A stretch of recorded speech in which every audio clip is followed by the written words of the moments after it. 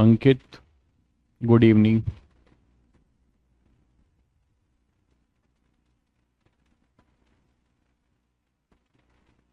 विनय, ऋषि, वरुण, सभी बच्चों को गुड इवनिंग। बिल्कुल 11th का रिवीजन होगा भाई सोनू, ठीक है, 12th कंप्लीटिशन के बाद।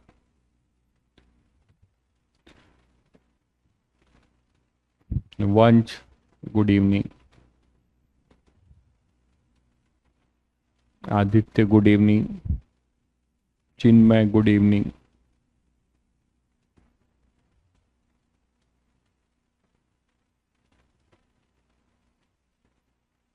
Varun, good evening. अरे ब्लेसिंग तो रोज ही मिलती है आपको, 1.5 घंटे, वही ब्लेसिंग है मास्टर की। जो पढ़ाया जा रहा है वही आशीर्वाद समझो।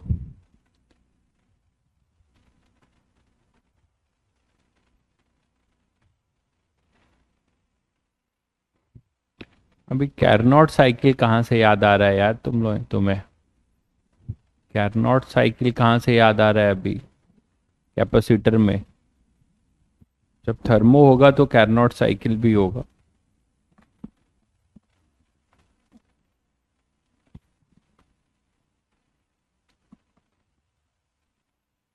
चलिए, तो सभी बच्चों को ऑडियो वीडियो क्लियर होगा आई थिंक, है ना? एक बार यस कर दीजिए, आगे बढ़ा जाए।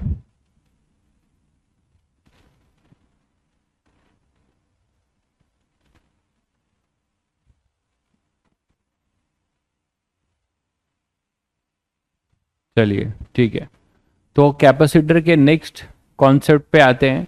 अभी तक हमने सी इक्विवेलेंट देखा था, अब कुछ एनर्जी से रिलेटेड चीज़ें आपसे पूछी जाती हैं, उस पर आज बात करते हैं, ठीक है? तो सब टॉपिक अपना है एनर्जी एनालिसिस।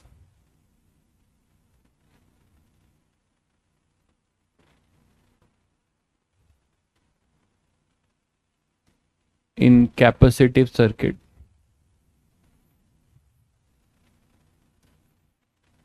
इन कैपेसिटिव सर्किट। तो कैपेसिटिव सर्किट में जहाँ पे बैटरी होगी और कैपेसिटर होगा, या केवल दो कैपेसिटर होंगे, तो आज उन सब की जो है चर्चा करेंगे। डिफरेंट टाइप ऑफ केसेस देखेंगे क्या क्या हो सकता है, ठीक है? तो energy analysis in capacitive circuit, जिसमें कि आपको मैं एक पहले जो कॉन्सेप्ट देने जा रहा हूँ, उसमें जो फॉर्मूला मैं यूज करूंगा, जनरलाइज रिजल्ट, वो मैं आपको पहले बता दूं। ऐसे में आपको जो रिजल्ट है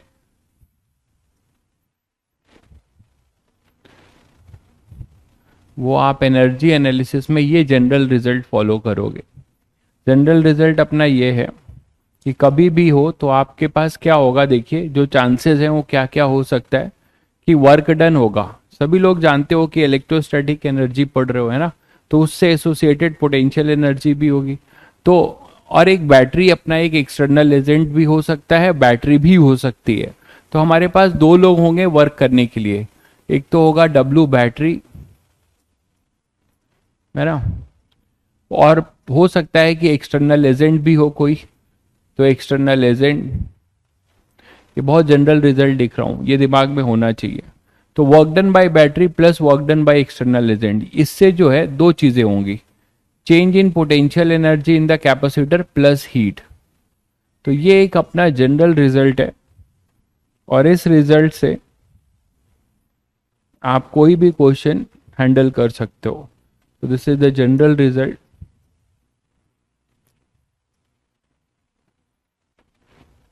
ठीक है, ये अपना जनरल रिजल्ट होगा, W battery plus W external agent that is equal to delta U plus heat.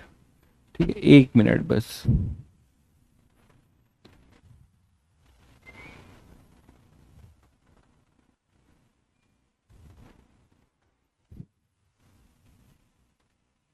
ठीक है, तो W battery plus W external agent equal to delta U plus heat. W battery कैसे लिखा जाता है वो सुनिए पहले। डब्ल्यू बैटरी कैसे लिखेंगे? तो डब्ल्यू बैटरी जो आप लिखेंगे वो लिखेंगे, इसके थ्रू जो चार्ज आपका फ्लो हो रहा होगा that is delta Q into potential of battery वीबी।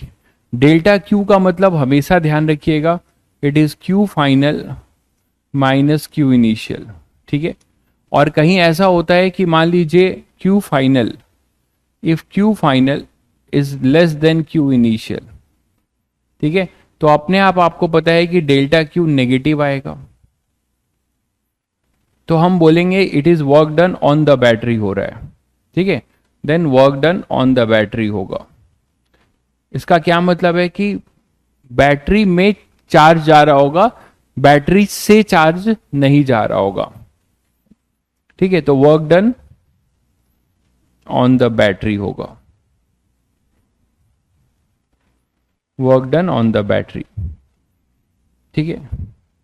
अगर कहीं आपके पास ये आता है कि final Q is greater than Q initial, तो डेल्टा क्यू हमेशा पॉजिटिव आएगा आपको, है ना, हमेशा पॉजिटिव आएगा, तो डेल्टा डब्ल्यू पॉजिटिव आएगा, मतलब आप बोलेंगे work done by the battery. तो आपको कुछ नहीं सोचना है, बस चेंज ऐसे लिखना है, अपने आप साइन के साथ आएगा, work done by the battery, work done by the battery. तो ये तो बैटरी की कहानी हो गई। एक्सटर्नल एजेंट का तो आप जानते हो, है ना, फोर्स इनटू डिस्प्लेसमेंट करके आप कर सकते हो। और डेल्टा यू सभी बच्चों को पता है क्या है, डेल्टा यू क्या है, you final minus U initial, मतलब यू फाइनल क्या है, potential energy, final potential energy stored in the capacitor. अब फाइनल और इनिशियल क्वेश्चन को देख के पता चलेगा, final potential energy stored in capacitor, stored in capacitor, और यू इनिशियल है, initial potential energy stored in capacitor, initial potential energy stored in capacitor. तो ये अपना एक बहुत जनरल रिजल्ट है जिसको आपको दिमाग में रखना है, इसी से सारा क्वेश्चन हैंडल करेंगे। Work done by battery plus work done by external agent that is equal to delta U plus heat, ठीक है। अब एक एक करके सारे केसेस लेंगे, देखेंगे कहाँ क्या चीजें हो रही हैं, ठीक है। आगे बढ़े तो इस क्वेश्चन को देख लीजिए, इधर दो लोग होंगे, हो सकता है कभी वीबी जो है पोटेंशियल ऑफ द बैटरी है, वीबी जो है B for battery, potential of battery है, पोटेंशियल ऑफ बैटरी, ठीक है, वो दिया होगा आप, पोटेंशियल ऑफ बैटरी है V B is your potential of battery. Clear है सही बच्चों को? चलिए तो अब आगे बढ़ते हैं और धीरे धीरे केस लेके देखते हैं। पहला केस लेके चल रहे हैं इसमें, charging of a capacitor, charging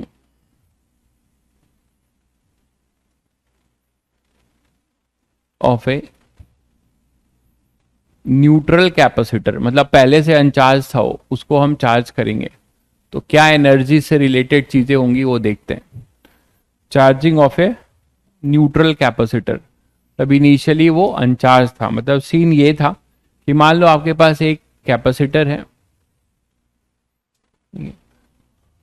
और ये जो है कनेक्टेड होने वाला है किसी बैटरी से,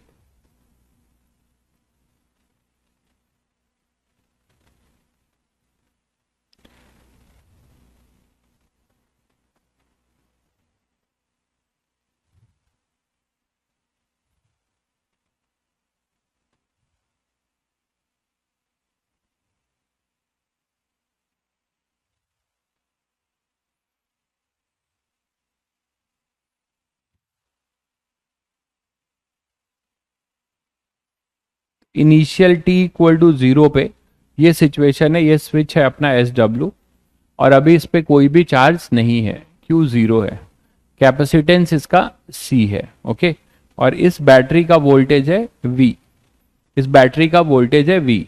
तो अब क्या हो रहा है, अभी मान लो कैपेसिटर पे कोई भी चार्ज नहीं है तो दोनों प्लेट्स के क्रॉस का पोटेंशियल डिफरेंस 0 है और आपने एक V वोल्ट की बैटरी लगा रखी है। अब ये जीरो रेजिस्टेंस वायर है, जीरो रेजिस्टेंस वायर का मतलब बता रखा है कि करंट यहां से फ्लो होगा तो इसके रेजिस्टेंस नहीं है तो IR का कोई ड्रॉप नहीं होगा, ठीक है। तो जो पोटेंशियल बैटरी का होगा वो पोटेंशियल कैपेसिटर अचीव कर सकता है। तो इनिशियली जीरो है, तो at t equal to zero switch is close. हम ये बोल रहे हैं कि at t equal to zero switch is close. At t equal to zero हम बोल रहे हैं कि स्विच अपना क्या है, क्लोज है। तो at t equal to zero switch is close. Switch को आपने बंद कर दिया, तो बंद कर दोगे तो क्या होगा बताओ। यहां पे एक 0 वोल्ट का पोटेंशियल है, यहां V वोल्ट का है, तो आपको पता है चार्ज क्या होगा, सडनली रश करेंगे कहां से कहां, from higher potential difference to lower potential difference. तो यहाँ 0 पोटेंशियल है, यहाँ पे V पोटेंशियल है। तो जैसे ही आप स्विच को क्लोज करोगे चार्ज जो है बैटरी से कैपेसिटर की तरफ सडनली दौड़ेंगे क्योंकि ह्यूज पोटेंशियल डिफरेंस है। तो जब ऐसा होगा तो आपको पता है कि ड्यूरिंग चार्जिंग प्रोसेस, अब इस हम बोलेंगे कि बैटरी क्या होने लगी है, बैटरी क्या कर रही है, कैपेसिटर को चार्ज करने जा रही है। तो अब धीरे धीरे वो चार्ज करेगी। तो कब तक चार्ज होता रहेगा ये तो आप समझ रहे हो, कब तक चार्ज होता रहेगा, कब तक चार्जिंग प्रोसेस कब तक होता रहेगा बताइए, चार्जिंग प्रोसेस कब तक होता रहेगा, बोलो भाई।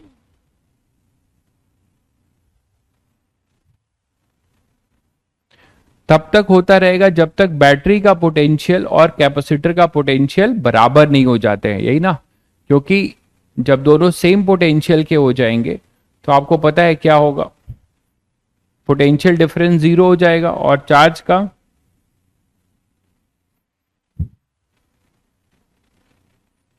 यहां बैटरी भी लगाना पड़ेगा ना।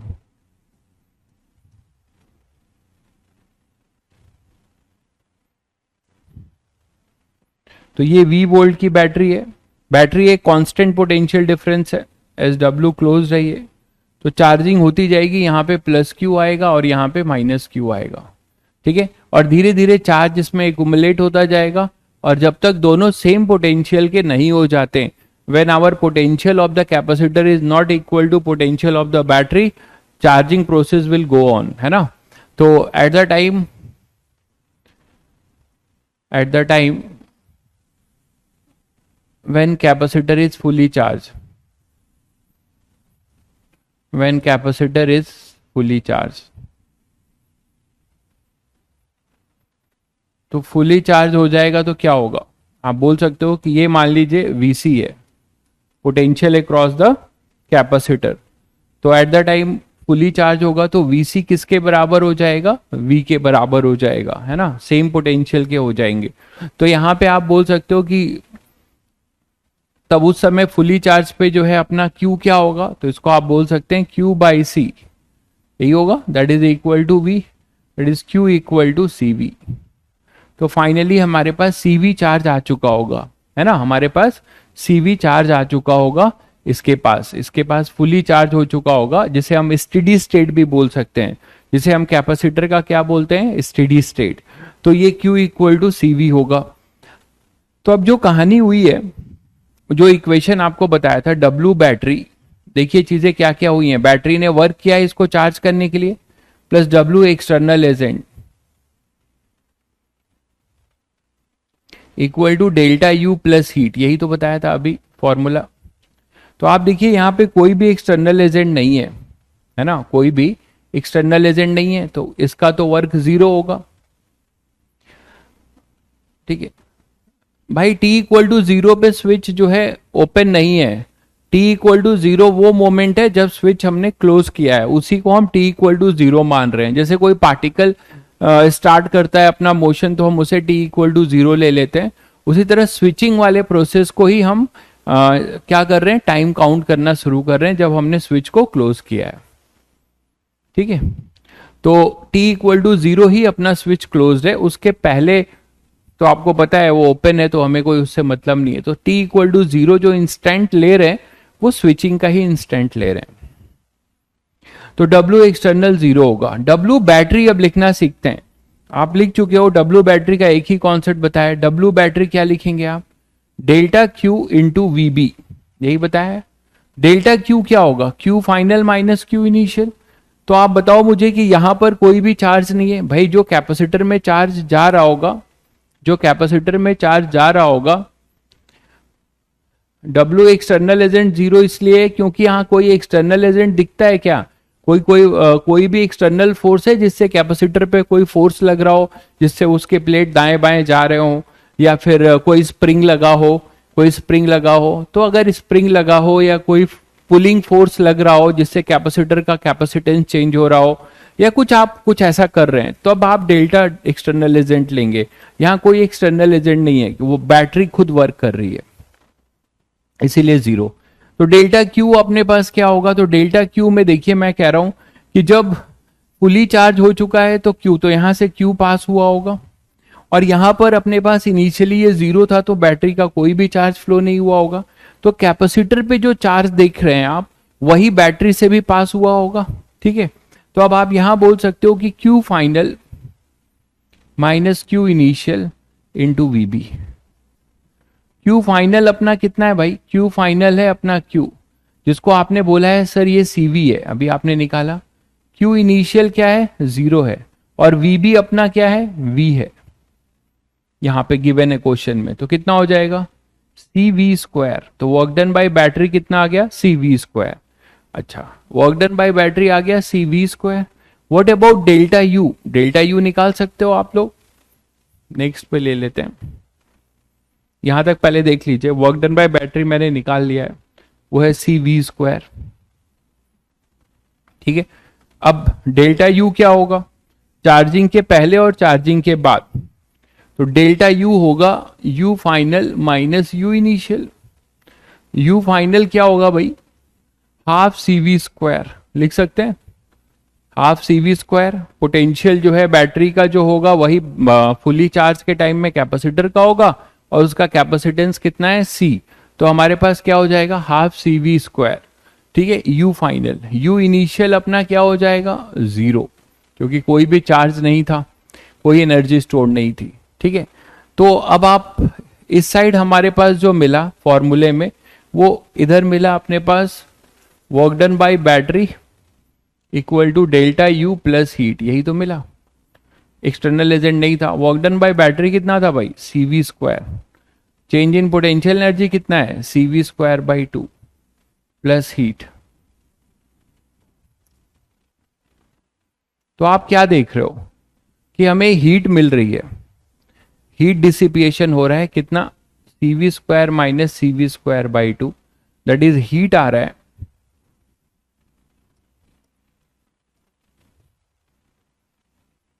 सी V square by to.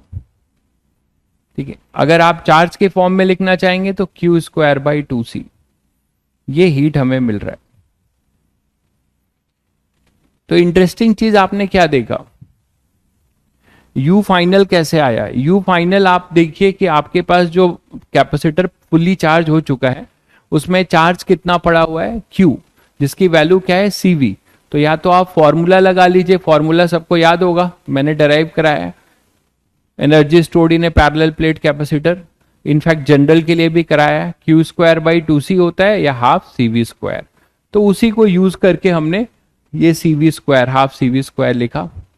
Capacitance C है, पोटेंशियल जो है फुली चार्ज के टाइम में जो कैपेसिटर का होगा वो बैटरी का होगा, तो हाफ सी वी स्क्वायर उससे देख सकते थे, या आप जो चार्ज है क्यू स्क्वायर बाई टू सी। ठीक है, अब इंटरेस्टिंग चीज इसमें यह है कि जो भी बैटरी ने वर्क किया उसका आधा पार्ट केवल पोटेंशियल एनर्जी में स्टोर्ड हुआ, और आधा पार्ट अपना जो है क्या हो गया, हीट में गायब हो गया। ठीक है, तो इसका मतलब ये हुआ कि आपने देखा कि ड्यूरिंग न्यूट्रल कैपेसिटर को अगर हम चार्ज करते हैं तो क्या मिलता है, during charging of a neutral capacitor,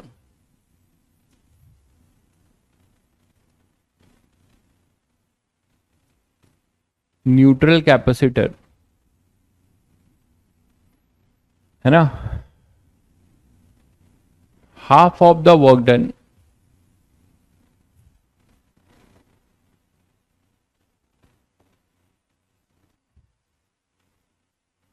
only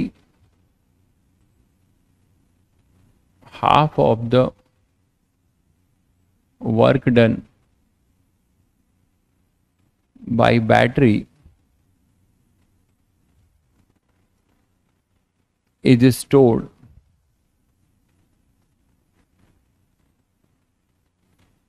in the form of potential energy and rest half of work done is dissipated in the form of heat। तो आपका एक मैं होमवर्क दे रहा हूं, आपको बताना है कि ये जो हीट है, ये हीट कहां से गायब हुई है। कोई बता सकता है अभी कि आधी एनर्जी तो हमारी चार्जिंग के टाइम में स्टोर्ड हो गई, ठीक है, वर्क डन बैटरी ने किया और उसका चार्जिंग हुआ, और चार्जिंग में जो बैटरी ने वर्क किया उसका आधा जो है बैटरी में कैपेसिटर में स्टोर्ड हो गया और आधी एनर्जी हीट में गायब हो गई। तो मैं आपसे ये पूछना चाह रहा हूं वो हीट एनर्जी कहां से गायब हो रही है, वो हीट एनर्जी कहां से गायब हो रही है। कोई बता सकता है कि वो हीट एनर्जी कहां से गा रही है, मतलब गायब हुई है। रेजिस्टेंस, रेजिस्टेंस तो मैंने आपको अभी अभी बताया था कि मैं वायर का कोई रेजिस्टेंस नहीं ले रहा हूं। आप सही कह रहे हैं, लेकिन वो रेजिस्टेंस हम नहीं ले रहे हैं। P इक्वल टू आपने 10th क्लास में पढ़ा होगा I²R, ये पावर डिसिपेटेड अक्रॉस ए रेजिस्टेंस है। बिल्कुल सही कह रहे हैं आप। बट मैंने अभी कहा कि अगर आप इसका रेजिस्टेंस ले लेते तो कभी भी ये, आपने इतना सर्किट पढ़ा है, कभी भी ये जो VC है this is not equal to V of the battery नहीं लिख सकते थे, क्योंकि यहां IR का ड्रॉप होता तो V equal to VC plus IR ये लिखना पड़ता। तो ये रेजिस्टेंस तो हमने नहीं लिया है, तो यहां I²R की बात आप सोचो कैसे सोच रहे हो, फिर I²R कैसे आएगा। R तो है ही नहीं, कोई रेजिस्टेंस नहीं है सर्किट में, कोई भी रेजिस्टेंस का वायर के क्रॉस आपने सोचा, सही सोचा, लेकिन आप खुद थोड़ा ये भी सोचते कि हम लोग जो कंडीशन लेके चल रहे हैं वायर में कोई भी रेजिस्टेंस नहीं है, ठीक है। स्विचिंग से, एक बच्चा बोलता है स्विचिंग से, उसने मतलब थोड़ा सही दिमाग लगाया है कि स्विचिंग से ऐसा हो सकता है सर, स्विचिंग से हीट जो है डिसिपिएट हुई है, ठीक है। हाँ, बैटरी की इफिशियंसी हाफ है, आप बोल सकते हैं 50% ही बैटरी का यूजफुल आउटपुट मिलेगा, बाकी 50% वर्क वेस्ट हो जाएगा, ठीक है। तो स्विचिंग वाली बात एक बच्चे ने बताई जिसको मैं थोड़ा बहुत कंसिडर कर सकता हूं, लेकिन मैं इस पे आऊंगा, आप और सोचिएगा, मैं अभी इसको बताऊंगा कि और क्या हो सकता है। स्विचिंग वाली बात जो आपने बताई है उस पे देखते हैं, वो भी खैर कितनी हद तक सही है वो आप सोचिए पहले। बैटरी के अंदर, ऋषि भाई तुम तो एकदम अद्भुत हो, तुम अलग सोचते हो भाई, ठीक है, तुम डैश डैश डैश कर देते हो कॉन्सेप्ट का, ठीक है। बैटरी के अंदर के इलेक्ट्रॉन का, इलेक्ट्रोलाइट्स का फ्लो होने से हमें उस पे क्या फर्क पड़ेगा यार, उससे इसके बाहर वाली हीट का क्या लेना देना है। चलिए फिर,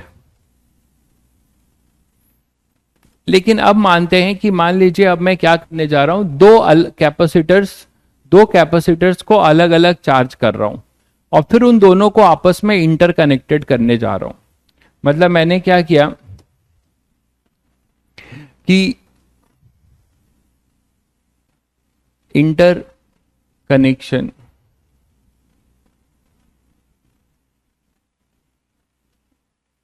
ऑफ टू चार्ज कैपेसिटर। कैसे, देखिए इसमें क्या एनालिसिस कर सकते हैं। अच्छा, उसमें कोई आपसे हीट पूछेगा तो हीट तो बता ही सकते हैं ना, इसमें हीट तो सभी लोग बता सकते थे कि हीट क्या होगा, निकाल भी दिया है मैंने शायद, हाँ निकाल तो दिया है, हीट आधा होगा, निकाल दिया है। तो interconnection of two charge capacitor, मतलब मान लीजिए हमारे पास एक कैपेसिटर है, ठीक है, और ये कैपेसिटर कनेक्टेड है किसी V1 वोल्ट की बैटरी से, ये V1 वोल्ट की बैटरी से इसका कैपेसिटेंस C1 है, ये कनेक्ट हो चुका है और फुली चार्ज हो चुका है। मान लीजिए इसमें चार्ज आया Q1 का, ठीक है। आपने क्या किया, एक न्यूट्रल कैपेसिटर है जिसका कैपेसिटेंस कितना है C1, उसको आपने V1 वोल्ट की बैटरी से चार्ज कर दिया। तो अब आपने पास दूसरा एक कैपेसिटर है ऐसा ही, वो है कैपेसिटेंस C2 का, और उसको आपने V2 वोल्ट की बैटरी से चार्ज किया और इसमें टोटल चार्ज आ गया मान लो Q2 फुली चार्ज होने पे, इसका कैपेसिटेंस है C2। फिर आपने इन दोनों को क्या कर दिया, इन दोनों को डिस्कनेक्ट कर दिया, बैटरी से डिस्कनेक्ट कर दिया। ये फुली चार्ज हो चुके हैं। फुली चार्ज होने के बाद इनको डिस्कनेक्ट किया और इनका कनेक्शन शुरू किया आपस में। कनेक्शन कैसा भी हो सकता है, एक का पॉजिटिव दूसरे के नेगेटिव से, या दोनों के पॉजिटिव एक साथ कनेक्ट हो सकते हैं, ये अब आपके ऊपर है। तो मैं एक केस अभी ले रहा हूं, ये सब क्वेश्चंस हैं, है ना। आपको बस वैल्यू दी जाएगी, अप्रोच आप देख लीजिए, सब क्वेश्चन है, ये वैल्यू के साथ आपको दिखेंगे। तो ये C1, ये C2, ये जनरलाइज रिजल्ट अगर याद रहेगा तो भी आपको फायदा होगा, बाकी आपके ऊपर है। ये SW1 है, SW2 है मान लीजिए, अभी ये ओपन है, ठीक है। अब इनमें जो है थर्मल रेजिस्टेंस, हाँ आपने सही बोला, बिल्कुल सही जवाब है आपका, थर्मल रेजिस्टेंस है, बिल्कुल सही जवाब है। कौन है ये, ठीक है, बहुत सही जवाब है आपका, थर्मल रेजिस्टेंस है। लेकिन आप बताएंगे थर्मल रेजिस्टेंस कहाँ से आया, थर्मल रेजिस्टेंस तो है, ये बात सही है। तो ये Q1 है, माइनस Q1, Q2 है माइनस Q2, और ये C1 है, ये C2 है। अभी स्विच ओपन है, समझ गए सिचुएशन सब लोग। पहले ये फुली चार्ज हो चुके हैं, ये फुली चार्ज हो चुके हैं, दोनों कैपेसिटर फुली चार्ज हो चुके हैं, ठीक है। फुली चार्ज होने के बाद हमने इनका बैटरी से इंटरकनेक्शन कर दिया, मतलब डिस्कनेक्ट कर दिया, और आपस में अब हम कनेक्ट करने जा रहे हैं। तो आपस में कनेक्ट करने जा रहे हैं। अब ये मैं मान के चल रहा हूं कि बिफोर t=0 ये था, तो एट t=0 स्विच को क्लोज किया, दोनों को, SW1 एंड SW2 क्लोज।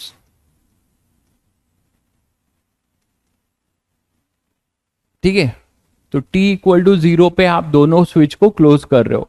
तो अब आप ये बात समझ पा रहे हो कि ये V1 वोल्ट का होगा, कितना होगा V1 इसमें, Q=CV, मतलब Q1/C1 का पोटेंशियल इसमें होगा। इसका जो वोल्टेज होगा यहाँ V1, ये V1 होगा ना, कितना होगा वो Q1/C1, और यहां V2 होगा, कितना होगा Q2/C2। तो दो अलग अलग पोटेंशियल की चीज को आप एक साथ क्या कर रहे हो, कनेक्ट करने जा रहे हो। तो जब आप कनेक्ट करने को जाओगे तो क्या हो जाएगा, आपस में रीडिस्ट्रीब्यूशन होगा। कैपेसिटर आपस में क्या करेंगे, चार्जेस का रीडिस्ट्रीब्यूशन करना शुरू करेंगे, और हमें नहीं पता कि कहां से कहां पे चार्ज जाएगा, मतलब हाइयर पोटेंशियल से लोअर पोटेंशियल की तरफ चार्ज जाएगा, ये हमें पता है बस।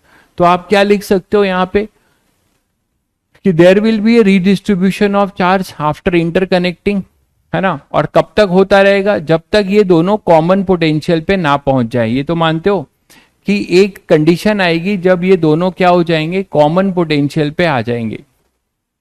That VC I am calling it common potential.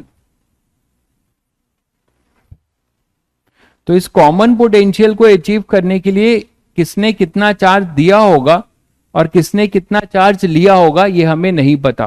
तो कुछ हम अननोन मान सकते हैं, इनके चार्जेस चेंज हो चुके होंगे।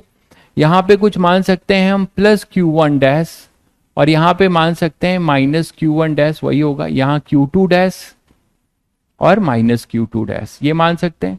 तो एक इक्वेशन तो आप लिख सकते हैं किसके लिए, कि पोटेंशियल सेम हो। तो फॉर सेम पोटेंशियल VC क्या लिख सकते हैं भाई, Q1 dash upon C1 equal to Q2 dash upon C2। Common potential के टाइम में दोनों का पोटेंशियल सेम हो चुका होगा, ठीक है, तो Q1 dash upon C1 equal to Q2 dash upon C2, एक इक्वेशन ये लिख सकते हैं, या फिर Q1 dash upon Q2 dash is equal to C1 upon C2, एक इक्वेशन ये लिख सकते हैं। दूसरी इक्वेशन देखिए कि कोई भी प्लेट यहां पर आइसोलेटेड प्लेट्स हैं, कहीं भी अर्थिंग का कॉन्सेप्ट नहीं है, आइसोलेटेड प्लेट्स हैं, तो आप ये बताओ कि जो ये इसको देखो, ये इनिशियल स्टेट बोल सकते हो जब स्विच क्लोज नहीं हुआ था, और फाइनल जब दोनों के पोटेंशियल सेम हो गए तो इसको हम फाइनल स्टेट बोल सकते हैं।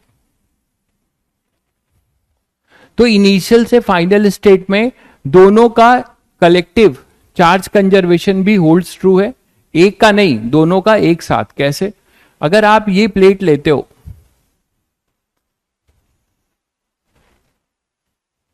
ये प्लेट लेते हो और यहां पे भी यही प्लेट लेते हो, ठीक है, तो आपको क्या दिखता है कि भाई चार्ज का रीडिस्ट्रीब्यूशन इन्हीं दोनों प्लेट के बीच में हुआ होगा और तो चार्ज कहीं गया नहीं होगा। तो आप कलेक्टिवली इसको सिस्टम मानकर चार्ज कंजर्वेशन कर सकते हो। ये दूसरा अप्रोच होता है ऐसे क्वेश्चन सॉल्व करने का। पहला होता है कॉमन पोटेंशियल लिखने का और दूसरा होता है चार्ज कंजर्वेशन कलेक्टिवली। ठीक है, तो आप चार्ज कंजर्वेशन होल्ड्स ट्रू करा सकते हैं इसमें दोनों प्लेट को। तो इनिशियली जब कनेक्शन नहीं था तो कितना था, Q1 प्लस Q2, फाइनली कितना है Q1 dash plus Q2 dash. तो ये हमेशा सेम होंगे, है ना, क्योंकि जो रीडिस्ट्रीब्यूशन हुआ होगा इन्हीं दोनों प्लेट के बीच में तो हुआ होगा कि to make the capacitor to be at common potential. ठीक है, अब हम चाहते हैं कि ये Q1 डैश और Q2 डैश निकालें, तो हम निकाल सकते हैं। Q1 अपना कितना था, Q1 कितना था भाई C1 V1, Q2 कितना था C2 V2, हमने इसको V2 से चार्ज किया था, तो Q2 कितना था C2 V2 और Q1 कितना था C1 V1। तो हम यहां पे लिख सकते हैं C1 V1 plus C2 V2 equal to Q1 dash. आप Q1 डैश जैसे निकालना चाहते हो तो इसको मैंने Q1 डैश रहने दिया, Q2 डैश को क्या लिख सकते हैं C1 अपॉन C2, यहां से फर्स्ट वाले से C2 upon C1 into Q1 dash. तो Q2 डैश को मैं यहां से उठा के लिख रहा हूं C2 upon C1 Q1 dash, है ना।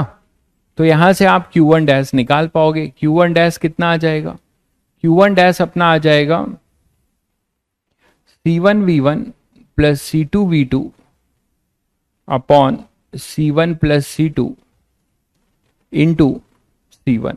देख लीजिए, तो ये Q1 डैश आ जाएगा। यहां से मैंने Q2 की वैल्यू यहां पे पुट कर दी है भाई, Q2 की वैल्यू Q1 डैश के टर्म्स में पुट कर दिए, हमें Q1 डैश मिल जाएगा। क्लियर है सभी बच्चों को? इसी तरीके से आप Q2 डैश भी निकाल सकते हो। Q2 डैश क्या हो जाएगा, सिमेट्रिकल रिजल्ट आएगा, ये सेम रहेंगे C1 V1 plus C2 V2 upon C1 plus C2 into यहां C2 हो जाएगा। तो इस तरीके से आप दोनों के फाइनल चार्जेस निकाल सकते हो। तो ये रिजल्ट्स जिसको सही लगे वो ध्यान रख सकता है, डायरेक्ट जेईई मेंस में टपा देगा। बट मैं नहीं सजेस्ट करूंगा कि आप केवल रिजल्ट ध्यान रखिए, फिजिक्स एक सिचुएशनल सब्जेक्ट है, ठीक है, अप्रोच ध्यान रखिए। तो फाइनल चार्जेस जब ये कॉमन पोटेंशियल पे आ चुके होंगे वो हमने निकाल दिए, कितना है वो Q1 डैश और Q2 डैश। Q1 डैश का फॉर्मूला गलत लिखा है, क्या होगा, Q2 डैश अपने पास आएगा C2 अपॉन C1 और Q1 डैश हो जाएगा, भाई बिल्कुल सही लिखा है, मुझे नहीं लगता कोई गलत है। Q1 डैश यही आएगा।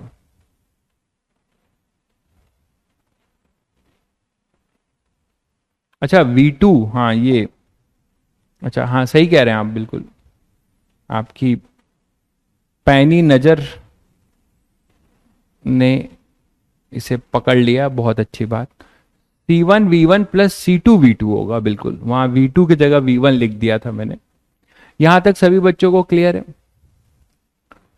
ठीक है, अब हम बहुत सारे काम कर सकते हैं। अभी हमने तो अभी नए चार्जेस निकाले हैं, कॉमन पोटेंशियल भी निकाल सकते हैं, ये भी पूछा जाता है। तो कॉमन पोटेंशियल क्या हो जाएगा, किसी एक में पुट कर दो। Vc जो है कॉमन पोटेंशियल वो क्या था, Q1 डैश अपॉन C1, ऐसे ही था। तो Vc Q1 डैश कितना निकाला आपने, कॉमन पोटेंशियल अगर आप निकालना चाह रहे हैं, कॉमन पोटेंशियल, तो कॉमन पोटेंशियल आ जाएगा Q1 डैश, Q1 डैश कितना निकाला था आपने, C1 V1 plus C2 V2 upon में C1 प्लस C2, है ना, इनटू C1, और यहां पे भी एक C1 है तो ये कट जाएगा। तो कॉमन पोटेंशियल जो हो जाएगा वो उसका फॉर्मूला मिलेगा C1 V1 C2 V2 upon C1 plus C2। तो this is your result for common potential. ये कॉमन पोटेंशियल के लिए आप बोल सकते हो कि दोनों कैपेसिटर आफ्टर कनेक्शन इस पोटेंशियल पे आ जाएंगे तो चार्ज का रीडिस्ट्रीब्यूशन बंद हो जाएगा। क्लियर है सभी को? अब एनर्जी एनालिसिस करते हैं। एनर्जी एनालिसिस की अगर बात करें, एनर्जी एनालिसिस मतलब अब इसमें एनर्जी का क्या हुआ होगा, तो एनर्जी की जो इक्वेशन मैंने आपको जनरल सिखाई थी, W battery plus W external agent equal to delta U plus heat. तो आप मुझे बताओ कि W एक्सटर्नल एजेंट कोई है यहां पर, बताइए। W एक्सटर्नल एजेंट कोई है नहीं। क्या कोई W बैटरी भी है? नहीं। एक कैपेसिटर दूसरे को चार्ज कर रहा है, खुद डिस्चार्ज हो रहा है, दूसरे को चार्ज कर रहा है, ठीक है। अरे जब t इक्वल टू 0 किया था उस समय का मत लीजिए जब दोनों को इंडिविजुअली फुली चार्ज कर रहे थे, वो हमारे सिस्टम की कहानी नहीं है। हम वहां से कहानी मान रहे हैं जब दोनों फुली चार्ज होकर आपस में इंटरकनेक्शन किया था, हमने कैपेसिटर का इंटरकनेक्शन किया था। At that particular time we are taking t equal to 0, तो वहां पे भी ये दोनों टर्म इस साइड के ये हमारे 0 हो जाएंगे। इसका मतलब हीट के बारे में आपने क्या देखा कि जो हीट है वो बेसिकली है minus delta U. Minus sign आपको ये बता रहा है कि हीट अपनी नेगेटिव होगी, है ना, रिलीज होगी। तो आप हीट का मॉड अगर आप चाहिए, आपको मैग्नीट्यूड चाहिए केवल हीट का, तो आप U initial minus U final लिख सकते हो माइनस एडजस्ट करके। तो जब आप U initial minus U final करोगे तो हीट का आपको सीधे सीधे मैग्नीट्यूड मिल जाएगा। अगर आप U final minus U initial करोगे तो आप क्या कर सकते हो, उसको आप नेगेटिव आपको साइन के साथ मिलेगा। चलिए, तो U initial minus U final, U initial मैं मैग्नीट्यूड निकाल देता हूं, तो क्या लिखे हैं भाई बताओ। U इनिशियल क्या लिखोगे, सिस्टम का, सिस्टम का इनिशियल याद करो। इनिशियल सिस्टम क्या था, देखो यही तो था, this is the initial state of the system. इसमें क्या था अपने पास, हाफ C1 इंटू पोटेंशियल आपको नहीं पता तो आप इससे कर सकते हो। हाँ, पोटेंशियल भी पता ही है ना, अपने V1 से इसको जो है, ठीक है, पिछली बार का एब्जॉर्ब नहीं हो रहा है, पिछली बार भी हीट आपका जो है रिलीज ही हो रहा है। आप उसको, मैंने मॉड ही लिखा था, आप जो पिछली बार की बात कह रहे हैं ये देखिए, इसमें मैंने कैसे निकाला है, हीट निकाला है work done by battery minus delta you.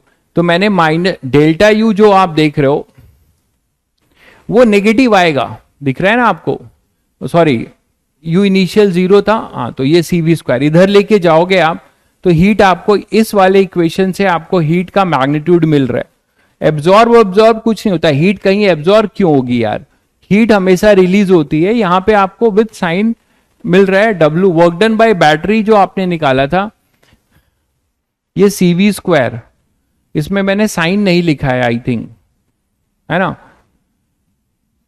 हाँ ठीक है, वर्क डन बाय बैटरी जो है, ठीक है, Q माइनस इनिशियल Q भी 0 था, तो हीट जो है Q स्क्वायर बाई 2C, ये मैग्नीट्यूड है भाई, ये मैग्नीट्यूड है, ठीक है। डेल्टा U भी अपना दिख रहा है, तो हीट आपको विथ साइन मिल रहा है, हीट आपका CV स्क्वायर बाई 2, ये मैग्नीट्यूड ही मिल रहा है हीट का ना। हाँ, डेल्टा U अपना 0 था इनिशियली, और ये फाइनल भी इधर होगा हीट, और वर्क डन बाय बैटरी भी होगी Q final minus Q initial. तो Q फाइनल था Q CV, तो CV into V, CV square, ये तो ठीक है। तो हीट का यहाँ पे हमें क्या मिल रहा है, मैग्नीट्यूड ही मिला है, हीट का मैग्नीट्यूड मिला है। तो यहाँ पर वर्क डन, देखिए जब आप वर्क डन से करेंगे, वर्क डन वाले फॉर्मूले में एक्सटर्नल एजेंट भी रहेगा तो आपको उसका मैग्नीट्यूड मिल जाएगा। यहां पर कोई भी एक्सटर्नल एजेंट नहीं है, देख लीजिए, तो जो भी हीट होगा वो माइनस डेल्टा यू होगा, और उसको माइनस एडजस्ट कर दिया तो हम क्या लिख सकते हैं, why work done by battery 0। अरे बैटरी है ही नहीं मेरे भाई, तो कहां कैसी क्वेश्चन पूछ रहे हो यार, सिचुएशन नहीं क्लियर है क्या, देखो जरा कहां बैटरी है यहां पर, ये है इनिशियल स्टेट, ये दो चार्ज कैपेसिटर को आपस में बस हम कनेक्ट कर रहे हैं, तो यहां बैटरी कहां है, एक जो है चार्ज हो रहा है, दूसरा खुद डिस्चार्ज हो रहा है, तो यहां कोई बैटरी नहीं है, कोई एक्सटर्नल एजेंट नहीं है, इसीलिए उसका वर्क डन 0 है। बहुत सिंपल सी बात है। तो चलिए करते हैं, यू इनिशियल हम क्या लिख सकते हैं, हाफ C1 V1 स्क्वायर, हमने V1 से किया था उसको चार्ज, तो half C1 V1 square plus half C2 V2 square, ये हुआ अपना UI, ठीक है, माइनस UF क्या हो जाएगा, हाफ, आप डायरेक्ट लिख सकते हो। जब ये फाइनली क्या होगा, दोनों सेम पोटेंशियल के होंगे ना, कॉमन पोटेंशियल VC, तो इनमें टोटल कैपेसिटेंस कितना हो जाएगा, सीरीज पैरेलल टाइप का हो जाएगा, दोनों में पोटेंशियल सेम है तो दोनों को हम पैरेलल ले सकते हैं, क्या हो जाएगा, हाफ C1 प्लस C2, ठीक है, C इक्विवेलेंट डायरेक्ट लिख रहे हैं, इंटू V कॉमन स्क्वायर, ये VC, और अभी अभी आपने VC पूरा निकाला हुआ है, इसको सॉल्व करके कोई बच्चा बताएगा मुझे कि हीट का फॉर्मूला क्या बन जाएगा, यहां से एक जनरलाइज रिजल्ट आ जाएगा, आपको करके देख लीजिए।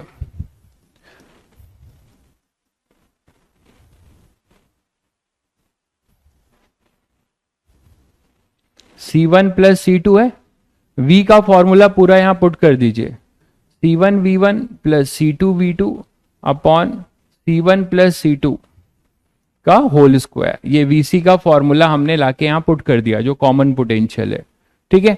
अब आप पूरे को जो है सॉल्व कर लीजिए तो आपको हीट भी मिल जाएगा विथ मैग्नीट्यूड, एक C1 C2 यहां से कटता हुआ दिखाई देता है ना, तो फाइनली आपके पास क्या आ जाएगा, सॉल्व कर लो यार, सॉल्व करके बता दो, यहां पर ये कट जाएगा, इसको आपको a प्लस बी के होल स्क्वायर में ब्रेक करना पड़ेगा और पूरा इसको एलसीएम लेके सॉल्व करना होगा, थोड़ा मेहनत करिए और बता दीजिए क्या आ रहा है, हीट का फॉर्मूला क्या आ रहा है C1 C2 के टर्म्स में।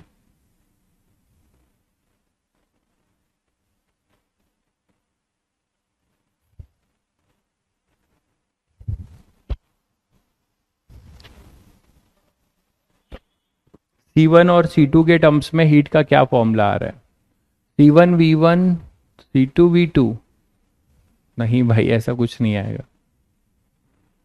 सॉल्व तो करो, twice C1 C2 upon V1 minus V2 का square upon C1 plus C2, हाँ ये शायद आपका सही आ रहा है, 2 C1 C2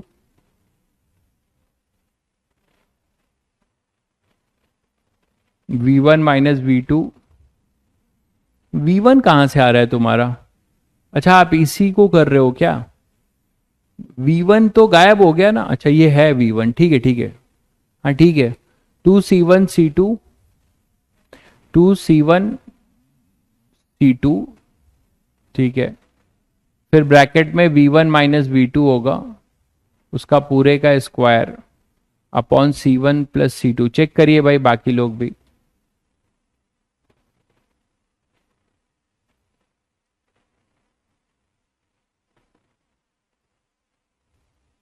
बाकी लोग भी चेक करके बताइए क्या हो जाएगा।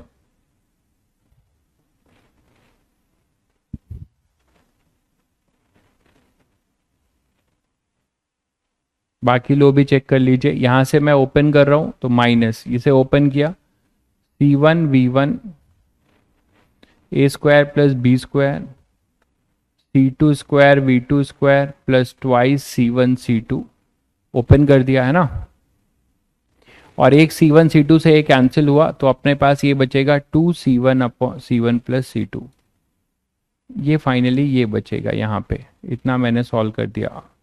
अब बस एलसीएम लेके काट दो, बहुत सारी चीज़ें कट जाएंगी, बहुत सारी चीज़ें कट जाएंगी, कैंसिल कर दो। C1 C2 C1 V1 minus V2 का square upon 2C1 plus C2। हाँ ऐसे ही कुछ आएगा। तो हीट हमारे पास आएगा, इसको ओपन कर रहा हूं तो क्या आ जाएगा देखो, 2 कॉमन ले लूं, है ना, यहां से 2 एलसीएम ले लो। अच्छा, तो एलसीएम लोगे तो यहां पे आएगा C1 V1 square C1 plus C2 plus C2 V2 square C1 plus C2 minus C1 V1 square plus C2 square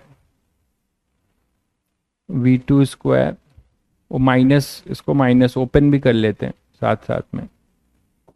तो माइनस बहुत बच्चे कर चुके हैं, बहुत बच्चे नहीं कर रहे हैं, उनके लिए मैं कर दे रहा हूँ, करना चाहिए उनको भी। -2C1 C2 -2C1 C2, है ना, अपॉन में जब एलसीएम लोगे तो 2C1 प्लस C2, ये आ जाएगा भाई, ये आ जाएगा।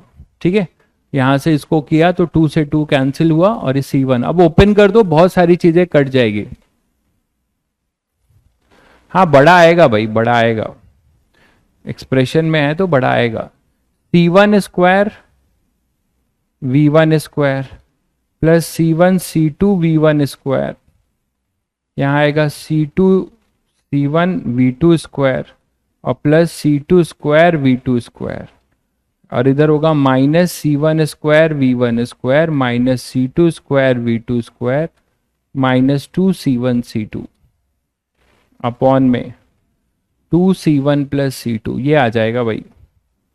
अब देखिए आप, ये कुछ छोटा होने को है, C1 V1 और यहाँ पे -C1, ये कैंसिल होते हैं, C2 V2 स्क्वायर और ये कैंसिल होता है, तो हमारे पास आएगा C1 C2 V1 square C2 C1 C2 V2 square minus 2C1 C2 upon 2C1 plus C2। तो फाइनली हम इसे क्या लिख सकते हैं, V1 स्क्वायर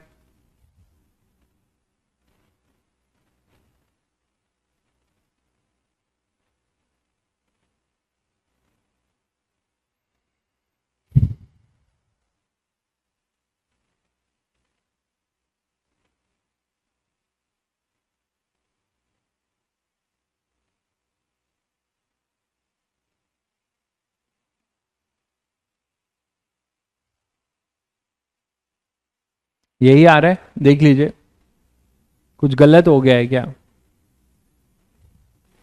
V कॉमन में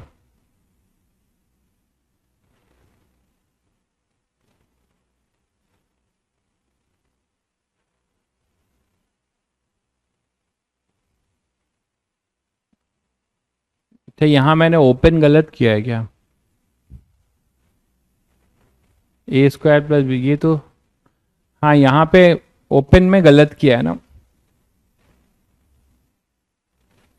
जब ये करोगे तो C1 C2 V1 V2 भी तो आएगा, यहाँ पे साथ में V1 V2 भी आएगा ना। A square plus B square plus 2AB, यहाँ V1 V2 भी आएगा भाई, यहाँ V1 V2 भी आएगा। ठीक है, तो यहाँ C1 C2 V1 V2 भी होगा, तो बाकी सब तो वही रह जाएगा, यहाँ C1 C2 V1 V2 भी होगा। देख लो अब, तो C1 C2 कॉमन ले लोगे तो A प्लस बी का होल स्क्वायर हो जाएगा, शायद समझ गए होंगे सब लोग। अब आ जाएगा ना, इससे और इससे और इससे V, इसको हम लिख सकते हैं C1 C2 को कॉमन लेकर हम क्या लिख सकते हैं, इसको V1 प्लस V2 का होल स्क्वायर। तो फाइनली आएगा C1 C2 V1 minus V2 का होल स्क्वायर अपॉन में 2C1 प्लस C2। ये आ जाएगा भाई हीट का फॉर्मूला, है ना। C1 C2 फाइनली आपके पास ये आ जाएगा, देख लीजिए, चेक करिए। C1 C2 C1 C2 आप कॉमन ले लीजिए, V1 square plus V2 square minus 2V1 V2, ठीक है। तो ये आ जाएगा C1 C2 V1 minus V2 का whole square upon 2 C1 plus C2, that is the heat dissipated, ठीक है। ये हीट डिसिपिएशन होगा, ठीक है। चलिए, तो बहुत बच्चों ने ये पहले ही बता दिया था, C1 C2 V1 minus V2 square upon 2 C1 plus C2, this is the heat dissipated in this process, ठीक है। तो मैं ये नहीं कह रहा हूं कि ये रिजल्ट्स आप ये रटिए, ठीक है, ये रिजल्ट रटिए, कोई जरूरी नहीं है अगर एज इट इज, क्योंकि चीजें बदल भी सकती है ना। अब मान लो एक पॉजिटिव चार्ज को, पॉजिटिव प्लेट को नेगेटिव वाले से कनेक्ट किया तो चीजें बदल जाएंगी, ठीक है। क्या बदलेंगी? अप्रोच में बस थोड़ा सा चेंज होगा, बाकी चीजें वही रहेगी। अभी हमने क्या किया था, एक पॉजिटिव को पॉजिटिव से और दूसरे नेगेटिव को नेगेटिव से हमने कनेक्ट कर दिया था।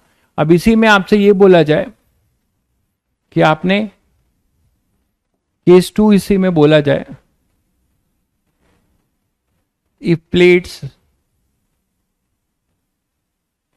of opposite polarity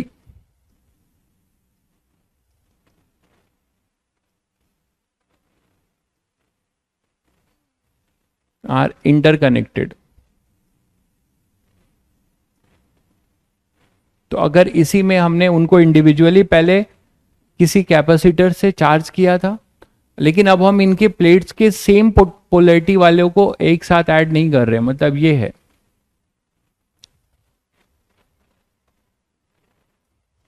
तो ये जो स्विच लगाया है आपने,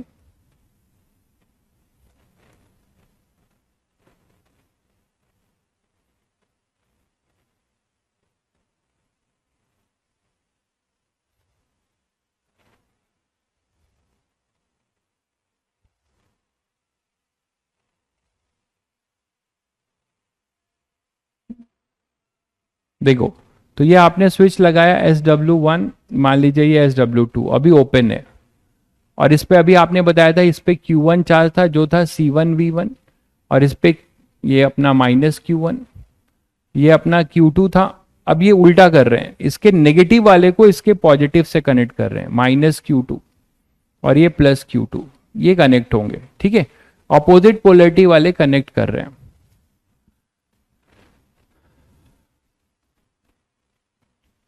ठीक है।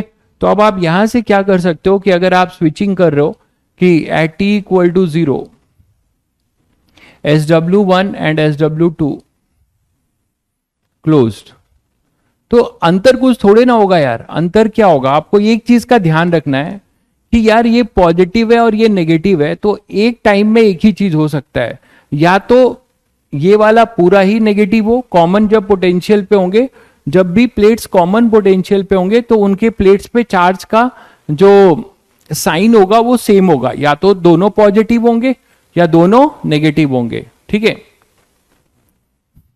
तो अब आप यहां पे t equal to 0 SW and SW2 close कर रहे हो, तो हमारे पास जो कहानी होगी उसमें दो कंडीशन हो सकता है कि जो बड़ा होगा, मान लो Q1 बड़ा होगा तो पहले इसको 0 करेगा, और 0 करके फिर क्या करेगा, पॉजिटिव करेगा, और ये माइनस Q1 पहले इसको क्या करेगा, 0 करेगा फिर नेगेटिव करेगा, ठीक है। तो एक चीज आपको इस ऐसे क्वेश्चन में एक चीज लिख दे रहा हूं मैं कि when steady state is achieve,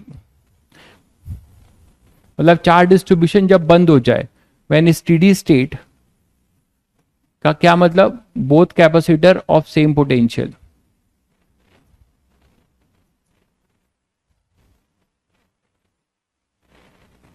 acquire same potential, है ना। तो जब ये सेम पोटेंशियल एक्वायर कर लेंगे, अचीव कर लेंगे, तो उसी को स्टेडी कहेंगे। तो देन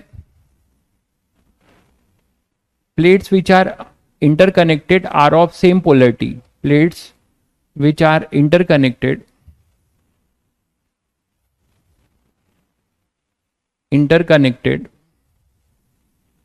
है ना, आर ऑफ सेम पोलैरिटी। तो दोनों में ऐसा नहीं हो कि आप ये बोलें कि एक में पॉजिटिव है एक में नेगेटिव, आप खुद ही सोच सकते हैं कि एक पॉजिटिव रहेगा एक नेगेटिव, तो पोटेंशियल डिफरेंस सेम कैसे मानोगे, है ना। तो interconnected are of same polarity. तो ये जैसे आपने वो किया था वैसे ही करना है। अभी इसके पहले वाला उसमें अंतर कुछ थोड़े, बस चार्ज कंजर्वेशन वाली इक्वेशन बदल जाएगी। वहां पे आपने लिखा था Q इनिशियल भी पॉजिटिव था, Q1 प्लस Q2 लिखा था equal to Q1 dash plus Q2 dash. यहां इनिशियल बदल जाएगा। तो आपको एक स्टेट लेके चलना होगा कि eight the time of steady state क्या बोलेंगे कि ये दोनों कैपेसिटर मान लो कॉमन पोटेंशियल पे आ गए। तो अब आपके ऊपर है आप क्या मानना चाह रहे हो। ठीक है, इन दो इसको पॉजिटिव मानना चाह रहे हो तो अगर आपने यहां Q1 डैश, आप हमेशा इधर पॉजिटिव मान लीजिए, Q1 डैश यहां Q2 डैश, और ऐसे मानिए फिर माइनस Q1 डैश और माइनस Q2 डैश। ठीक है, तो चीजें कुछ भी नहीं बदलेगी, कॉमन पोटेंशियल वाली इक्वेशन वही रहेगी। ये कॉमन पोटेंशियल हो जाएगा, ये अपना C2 था, ये C1 था। तो क्या लिखने वाले हैं आप, Q1 dash upon C1 that is equal to Q2 dash upon C2। ये मैं सॉल्व नहीं करूंगा, ये आप ही को करना है। इसमें क्या चेंज होगा वो आप देख लीजिए, ये तो सेम रहेगा, जो चेंज होगा वो ये चेंज होगा, चार्ज का कंजर्वेशन। इसको आप सिस्टम लेते हैं एक, और इसको आप सिस्टम लेते हैं, है ना। तो चार्ज कंजर्वेशन की इक्वेशन चेंज हो जाएगी। चार्ज कंजर्वेशन आप क्या लिखेंगे, चार्ज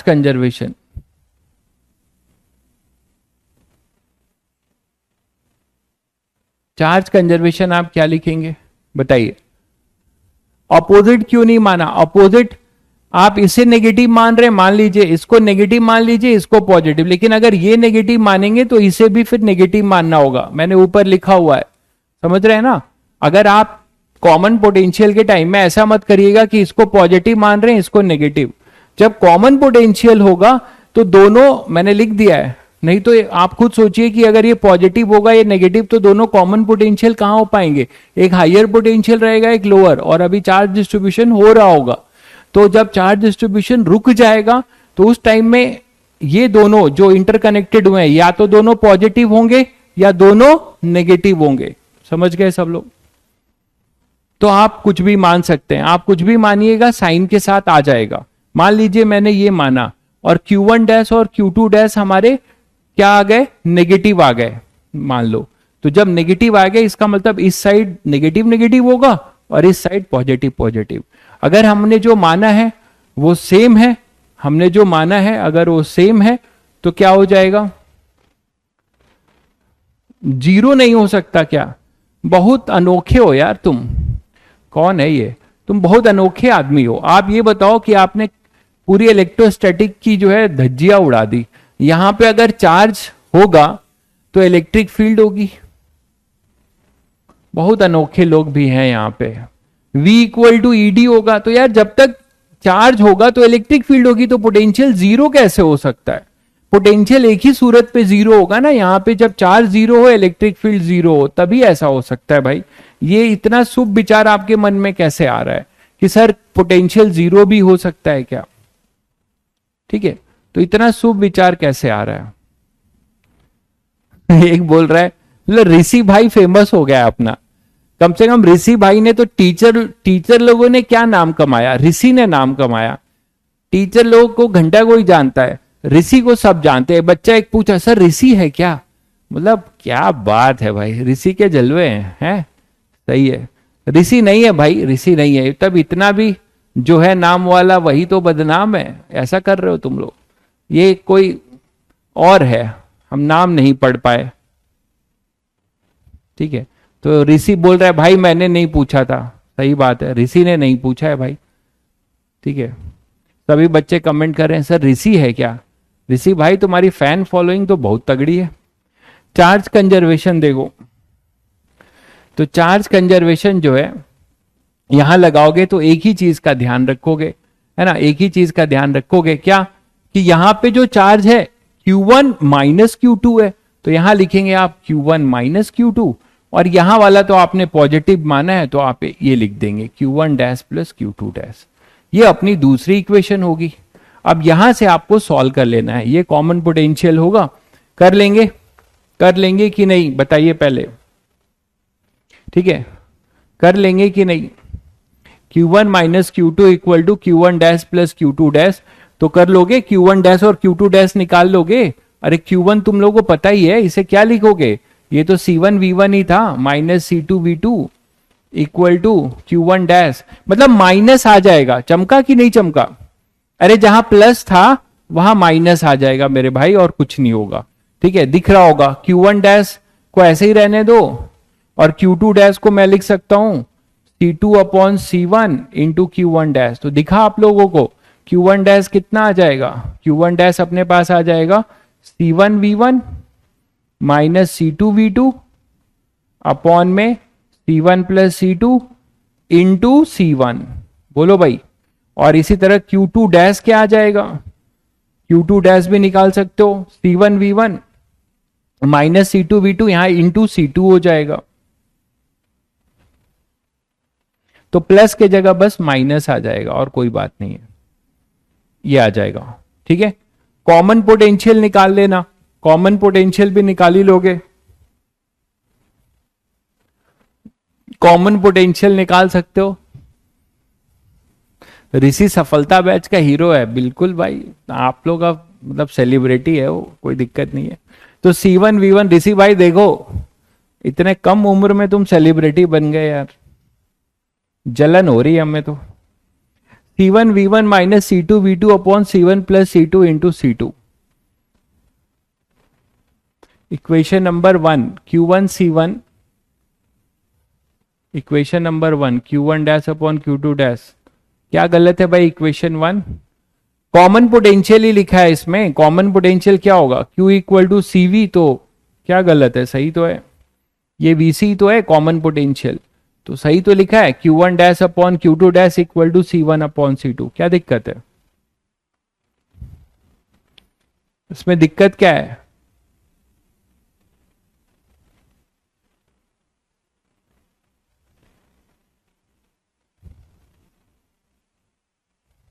ठीक है, चलो तो यहां से आप लोग पोटेंशियल निकाल लोगे, कॉमन, मैंने चार्ज तो निकाल दिया है, कॉमन पोटेंशियल निकाल लेना आप, और निकाल के बताओ जरा कि कहीं ऐसा तो नहीं कि कॉमन पोटेंशियल जो अपना एक्सप्रेशन आया था पहले वाले केस में, उसमें देखो जरा इधर कहीं V1 प्लस V2 तो नहीं आएगा, जब अपोजिट पोलरिटी के होंगे, देख लो यहां पे मुझे जो समझ में आ रहा है कि V1 माइनस V2 जो था ना, यहां पे V1 प्लस V2 होगा, चेक कर लेना, यहां पे ये वही रहेगा, यहां पे जब अपोजिट पोलरिटी की करोगे तो यहां V1 प्लस V2 हो जाएगा, ठीक है। तो कॉमन पोटेंशियल आपके जिब में रहा, वो कर लीजिएगा, कॉमन पोटेंशियल निकाल लीजिएगा, इस केस में भी मेरे अकॉर्डिंग वही आएगा, पॉजिटिव आ जाएगा, जहां माइनस है वहां प्लस आ जाएगा, यहां पे जहां प्लस था वहां पे माइनस आ जाएगा, ये आप निकाल लीजिएगा, ठीक है। चलिए, तो इस तरीके से आपने देखा कि इंटरकनेक्शन के बाद कैसे हमारा, अच्छा हीट का भी निकाल ही लोगे, इसमें तुम लोगों ने हीट नहीं निकाला यार, हीट हम लोगों ने इसमें नहीं निकाला, कॉमन पोटेंशियल तो निकाल लिया था, ठीक है, और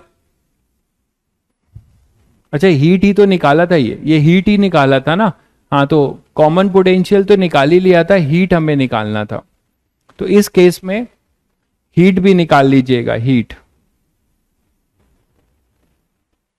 हीट में प्लस आ जाएगा, देख लीजिएगा, तो ये दो चीज आप लोग निकाल लीजिए, कॉमन पोटेंशियल तो आ ही गया, Q1 कॉमन पोटेंशियल सेम रहेगा, बस वहां पे किसी एक में पुट कर दो ना, कॉमन पोटेंशियल तो मैं ही लिख देता हूं, कॉमन पोटेंशियल तो दिख ही रहा है, कॉमन पोटेंशियल कितना हो जाएगा, VC हो जाएगा अपना Q1 डैश, Q1 डैश कितना है, C1 से कैंसिल करो, C1 V1 minus C2 V2 upon C1 plus C2, ये हो जाएगा कॉमन पोटेंशियल, है ना, माइनस हो जाएगा, वहां प्लस था। हीट तुम लोग को निकालना है, हीट जब निकालोगे तो वहां V1 प्लस V2 आ जाएगा, एक बार प्रूफ कर लेना, V1 प्लस V2 आ जाएगा, ठीक है, हाँ V1 प्लस V2 आ रहा है ना, सही है, तो लिख दूं, मैं लिख दूं, आप लोगों का नाम लेके लिख देता हूं, हीट जो होगा वो हो जाएगा C1 V1, है ना, C1 C2 अपॉन क्या था, C1 C2 upon C1 plus C2 और यहां V1 प्लस V2 का होल स्क्वायर हो जाएगा। ठीक है, एक बार चेक कर लीजिएगा। फिर भी ये ऑपोजिट पोलैरिटी के रिजल्ट्स हैं, ऑपोजिट पोलैरिटी के रिजल्ट्स हैं। इतना क्लियर है सभी बच्चों को? तो ये मैंने अभी बेसिक बताया कि एक बार चार्ज करने पे क्या होगा, चार्ज करने के बाद दो कैपेसिटर का इंटरकनेक्शन क्या होगा। ठीक है, क्लियर है सभी को? आगे बढ़े।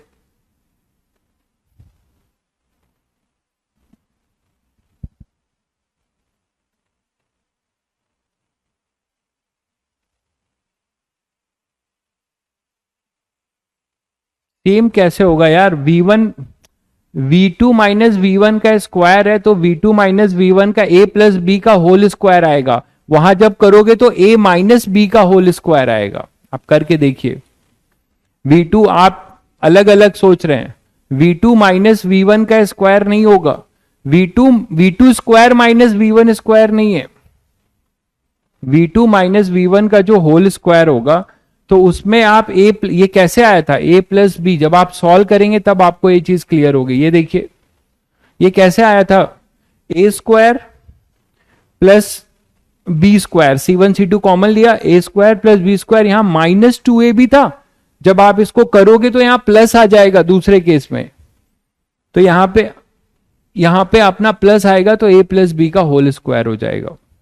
क्लियर है सभी को?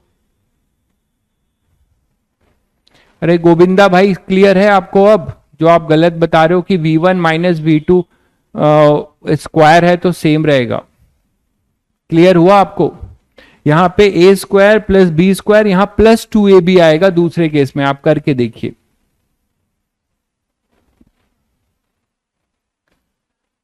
ठीक है, इलेक्ट्रो का 4 और 5 का डिस्कशन चाहते हैं, कर लेंगे भाई, कर लेंगे, कर लेंगे। अगर आप 4 और 5 का डिस्कशन चाहते हैं तो कर लेंगे। उसके लिए लेकिन एक्स्ट्रा क्लास ही लेंगे। बता दूंगा, मैं बता दूंगा। वही लोग आइएगा जिनको 4 और 5 की जरूरत है, नहीं तो 4 और 5 नहीं भी करेंगे तो चलेगा।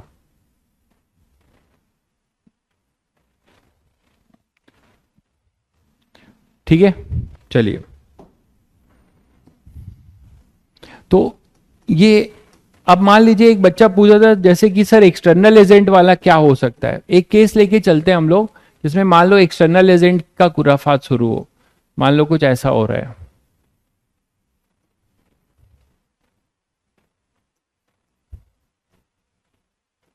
मान लो ये कैपेसिटर है, वो बैटरी के साथ कनेक्टेड था और फुली चार्ज हो चुका था। टीडी स्टेट मतलब अचीव हो चुका था, टीडी स्टेट अचीव हो चुका था। इसकी डिस्टेंस थी d। ध्यान दीजिएगा सब लोग। ठीक है, ये एयर ही है, मीडियम एयर ही है, और इस पे चार्ज था अपना Q और यहां था -Q। फुली चार्ज हो चुका है, फुली चार्ज हो चुका है। ठीक है, ये फुली चार्ज हो चुका है, पोटेंशियल इसका V था। ये कहानी पूरी मतलब हो चुकी है। हाँ, तो थर्ड होमवर्क दिया था तो वो भी नहीं कर किए क्या? फेस डायगोनल वाला होमवर्क दिया था, हो गए होंगे। तो V अपने पास हो जाएगा +Q और -Q, ये D था। कैपेसिटेंस इसका C है। अब हो क्या रहा है कि टाइम t इक्वल टू 0 पे, देखिए बहुत इंटरेस्टिंग केस है। टाइम t इक्वल टू 0 पे आप क्या कर रहे हो, एक एक्सटर्नल एजेंट आता है और एक प्लेट फिक्स है, एक प्लेट फिक्स है अपना, ये प्लेट अपना फिक्स है, ये फिक्स प्लेट है। ये एक्सटर्नल के जगह पे स्प्रिंग भी लगा हो सकता है भाई, ध्यान दीजिएगा।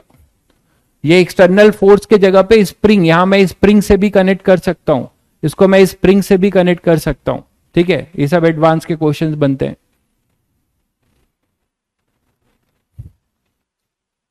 तो यहां पर अगर आपने कांस्टेंट फोर्स है, ये कांस्टेंट फोर्स F से पुल कर रहे हो, इसको एक कांस्टेंट फोर्स F से आप पुल कर रहे हैं।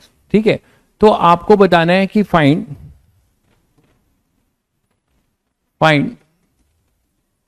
Work done by external agent, है ना। ये मूवेबल है अपना प्लेट भी। When separation between the plate, separation between the plate become 2D, separation between the plate 2D है, ठीक है। ऐसा बोला जा रहा है कि separation between the plate 2D है, और ये भी बोला जा रहा है कि आप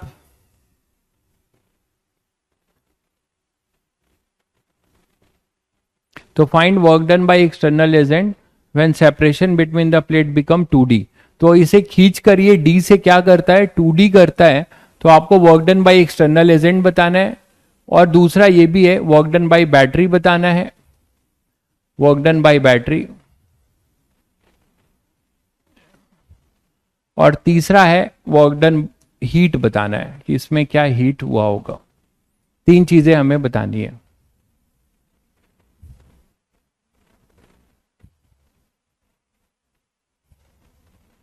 तो find work done by external agent when separation between the plate become 2D and work done by battery और हीट, ये 3 चीजें हमें बतानी है, ठीक है। अब इस क्वेश्चंस में आप देखिए क्या कर सकते हैं कि यहां पर स्लोली मतलब स्लोली ही पुल कर रहे हैं, कोई झटके में पुल नहीं कर रहे हैं। तो इसको हम धीरे धीरे पुल कर रहे हैं। तो पुल करने पे हो क्या रहा है, ये तो प्लेट फिक्स्ड है, डी बढ़ा रहे हो, डी आप क्या कर रहे हो, बढ़ा रहे हो। हाँ ये कांस्टेंट है भाई, कांस्टेंट है, एफ सी का मतलब constant, F is a constant force, यहां लिख दे रहा हूं, कांस्टेंट है ये, वेरिएबल नहीं है, ये कांस्टेंट है, ठीक है। तो अब जैसे जैसे आप इस फोर्स को, ये कांस्टेंट फोर्स इसको पुल करेगा, इसका सेपरेशन जो है प्लेट के बीच का सेपरेशन चेंज होगा। तो जब प्लेट के बीच का सेपरेशन चेंज होगा तो आप मुझे बताओ क्या चेंज होगा, capacitance, because capacitance always depend on the geometrical configuration and medium. तो जैसे जैसे आपको पैरेलल प्लेट का फॉर्मूला भी पता है, epsilon naught A by D, तो यहां पर आएगा epsilon naught A by D, मानते हो कि नहीं। और फिर जैसे जैसे चेंज होगा तो डी चेंज हो रहा है तो कैपेसिटेंस चेंज होगा। बट बैटरी कनेक्टेड है, ध्यान दीजिए इधर, बैटरी हमेशा इससे कनेक्टेड है। तो बैटरी कनेक्टेड है तो इसके और इसके बीच का पोटेंशियल हमेशा सेम रहेगा भाई। जब भी बैटरी कनेक्टेड रहती है तो कैपेसिटेंस आपका चेंज हो, चार्ज चेंज हो। अगर बैटरी कनेक्टेड है डायरेक्टली कैपेसिटर से तो एक चीज हमेशा ट्रू रहेगी कि capacitor any time, capacitor of the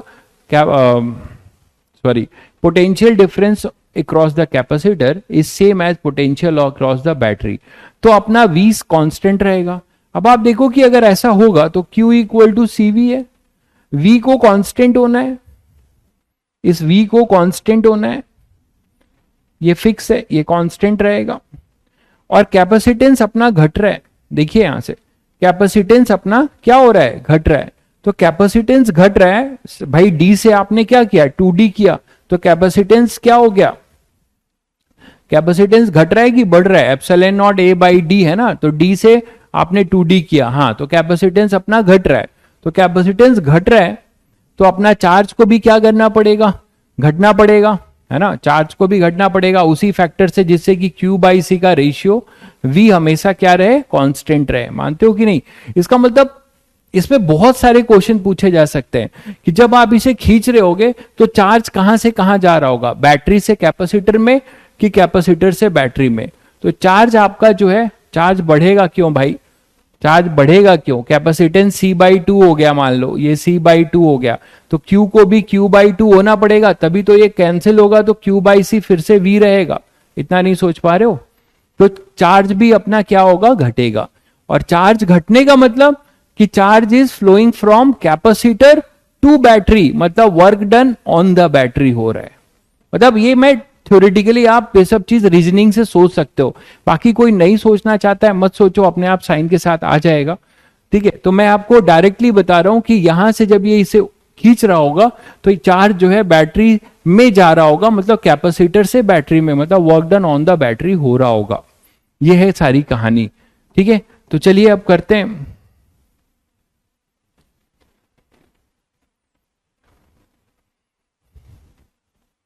अच्छा, फोर्स को कांस्टेंट रखने का चक्कर थोड़ा सा गड़बड़ लग रहा है, क्योंकि हमें अगर इसे स्लोली मूव कराना है तो फोर्स वेरिएबल होना चाहिए, क्योंकि इसका नहीं, कोई जरूरी नहीं है, क्योंकि what is the system force? System force क्या है? Q square upon 2 epsilon naught ए। याद है आप सबको? Force between two parallel plate capacitor, ये भी डिराइव किया गया था। Force between two parallel plate capacitor, वो डिस्टेंस डिपेंडेंट तो नहीं है, बट यस चार्ज पे डिपेंडेंसी रखता है, चार्ज पे डिपेंडेंसी रखता है ना वो, तो ये दिक्कत आएगी, इसीलिए इसको कांस्टेंट हटा दीजिए। और इस पे कंडीशन हम लिखेंगे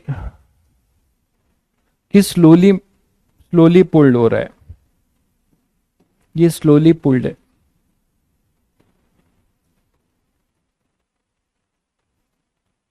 ये लिखा गया है स्लोली पुल्ड है। स्लोली पुल्ड का मतलब समझते हो कि यहां पे एक सिस्टम का फोर्स होगा जो इन दोनों के बीच में अट्रैक्टिव होगा, एफ सिस्टम।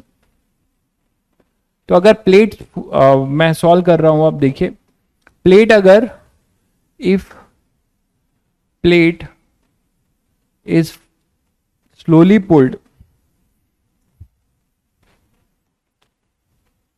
नहीं तो अगर ये कांस्टेंट होगा तो स्लोली पुल नहीं हो पाएगा, क्योंकि आपको पता है कि ये चीज बदल रही होगी, सिस्टम का जो फोर्स है, सिस्टम का जो फोर्स है वो बदल रहा होगा ना, ठीक है, सिस्टम का फोर्स बदल रहा होगा। बिल्कुल आप उससे निकाल सकते हैं, बहुत बढ़िया तरीका एक बच्चे ने बताया कि sir D by D x से निकाल सकते हैं एफ सिस्टम, वो मैंने डिराइव करा दिया हुआ है। तो if plate is slowly pulled, अगर प्लेट आपका स्लोली पुल्ड होगा तो at each and every moment F is equal to F system, होगा कि नहीं होगा? तो अब हम कोई वेरिएबल ले लेते हैं कि ये एक्स डिस्टेंस पर है। देखिए, at any time T equal to T, मान लेते हैं कि इस प्लेट, ये प्लेट तो फिक्स था, ये प्लेट कहां पर है? एक्स डिस्टेंस पे है, यहां से कितनी दूरी पे है? एक्स पे। किसी इंटरमीडिएट टाइम में ये इसे पुल कर रहा था एफ से, इधर एफ सिस्टम है और स्लोली पुल्ड हो रहा है, ये तो फिक्स है। तो यहां पे कुछ इंटरमीडिएट ले लेते हैं, मान लीजिए यहां ये क्यू नॉट ले लेते हैं ना, इनिशियल का कुछ क्यू नॉट ले लेते हैं और इंटरमीडिएट का कुछ क्यू ले लेते हैं, इस पे चार्ज क्यू है, ये माइनस क्यू है। तो आपको पता है कि इस समय में एफ सिस्टम क्या होगा? ये हो जाएगा Q square upon 2 epsilon naught ए। यहां तक सभी को क्लियर है? Q square upon 2 epsilon not, ये सिस्टम का फोर्स होगा। बताइए, ये एफ सिस्टम अट्रैक्टिव लग रहा होगा और ये अपना फोर्स एक्सटर्नल एजेंट इसे पुल कर रहा होगा। एक्सटर्नल एजेंट को भी अपने फोर्स को एडजस्ट करना पड़ेगा जिससे ये स्लोली मूव करे, क्योंकि इन दोनों को क्या करना है? इक्वल रखना है। तो आप देखिए क्यू तो वेरी कर रहा होगा, क्यू क्यों वेरी कर रहा होगा उसका रीजन सबको क्लियर है। इस समय क्यू क्या लिखेंगे?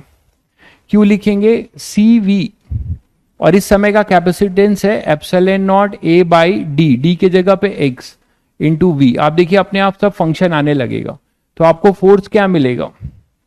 1/2 epsilon naught A into Q square, मतलब epsilon naught A V upon X का होल स्क्वायर। देख लीजिए, तो एफ आएगा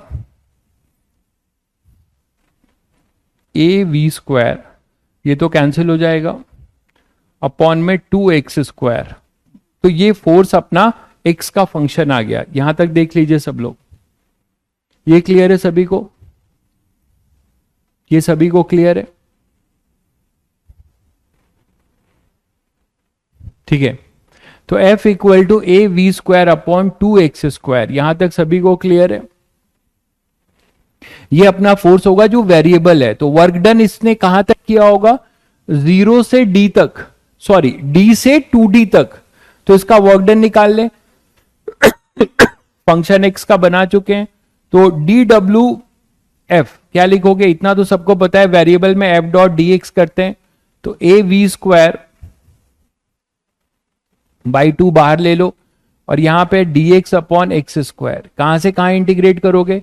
d से 2d, और ये हो जाएगा 0 से W F, work done by external force या एक्सटर्नल एजेंट, टोटल आ जाएगा। इंटीग्रेट क्यों करना पड़ रहा है इसका रीजन सभी को क्लियर है? ठीक है, इंटीग्रेट क्यों करना पड़ रहा है सभी को क्लियर है?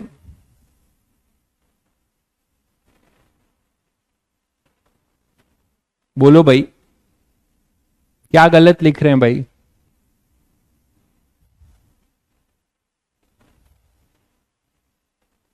ठीक है, यहां पर मैंने कहा Q equal to C V है। देखिए यहां पर ये दोनों में से ये सबको पता है कि एनी टाइम V और VC हमेशा बराबर रहेंगे, ये तो सबको क्लियर है। VC और V बराबर रहेंगे हमेशा, उसके लिए Q और C एडजस्ट होगा। C चेंज हो रहा है,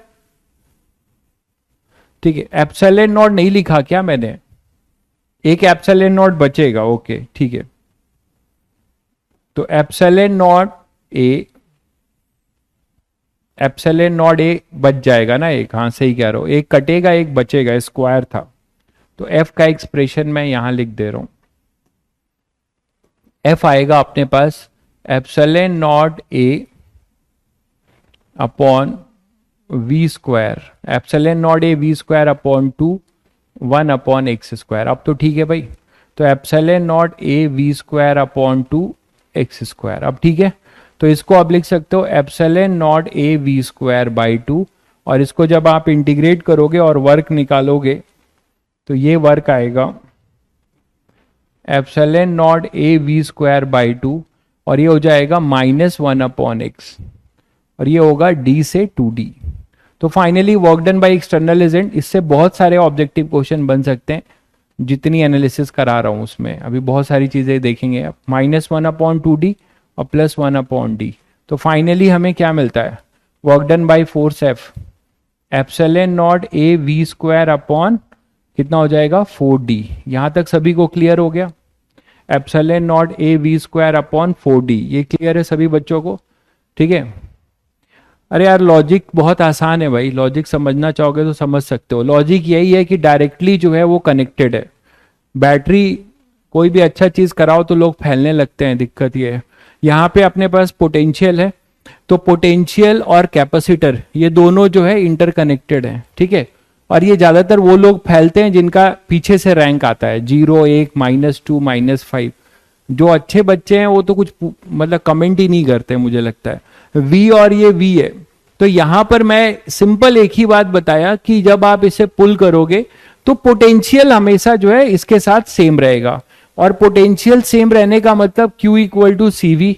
V अगर कांस्टेंट है तो चार्ज और कैपेसिटेंस बदलेंगे, कैपेसिटेंस बदल रहा है, ये दूर जा रहा है, तो चार्ज भी उसी रेशियो में बदलेगा। चार्ज या तो बैटरी से कैपेसिटर में जाएगा या कैपेसिटर से बैटरी में आएगा, ठीक है। तो अब हमने क्या किया, किसी जनरल एक्स इंस्टेंट पे मान लिया कि ये सिस्टम है। हाँ, कंडीशन एक है कि आप जो इसे पुल कर रहे हो ये स्लोली पुल्ड हो रहा है, मतलब एक्सेलरेशन नहीं है, फोर्स बैलेंस है, स्लोली पुल्ड है, यहां कोई एक्सेलरेशन नहीं है, कोई वेलोसिटी नहीं है। तो जब ये स्लोली पुल्ड है तो ये हमेशा बराबर रहेंगे, और उस टाइम पे ये क्या है, ये पता है, याद है सभी को, force of attraction between two parallel plate capacitor उसी के बराबर होगा, ठीक है। तो Q square by 2 epsilon naught ए, और Q की वैल्यू होती है CV।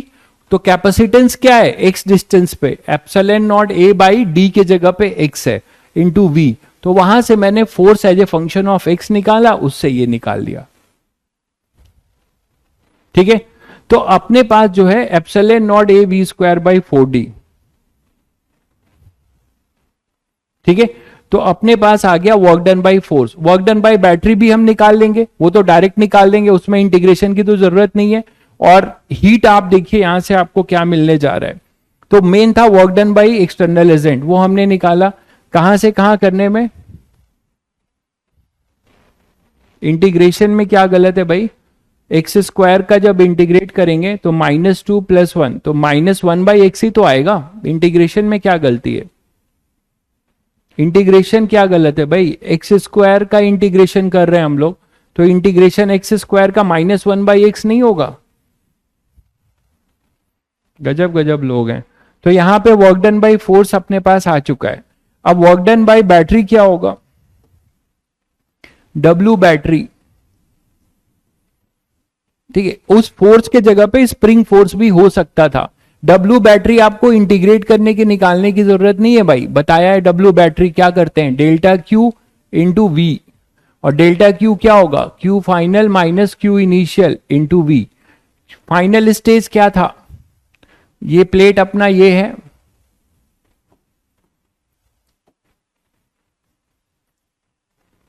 इनिशियल में ये डी डिस्टेंस पे था, इस पे चार्ज आपने क्यू नॉट बोला था और फाइनली कितने डिस्टेंस पे चला गया, ये खींचकर आपने इसको 2D पे ले आया।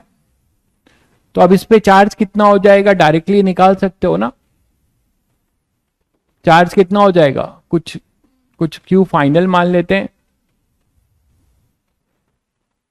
कितना हो जाएगा क्यू फाइनल, क्यू फाइनल हो जाएगा epsilon naught A by 2D, है ना, इंटू वी, खत्म।